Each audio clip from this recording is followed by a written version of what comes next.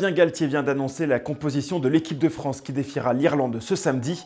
En voici les principaux enseignements.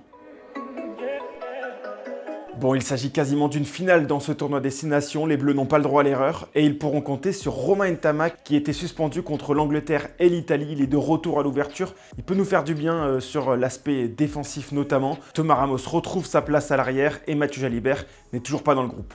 Un autre joueur retrouve la confiance du sélectionneur, c'est Damien Penaud qui portera le numéro 14. Lui qui avait été mis de côté contre l'Italie pour son manque d'implication notamment, remplace Théo Atisogbe.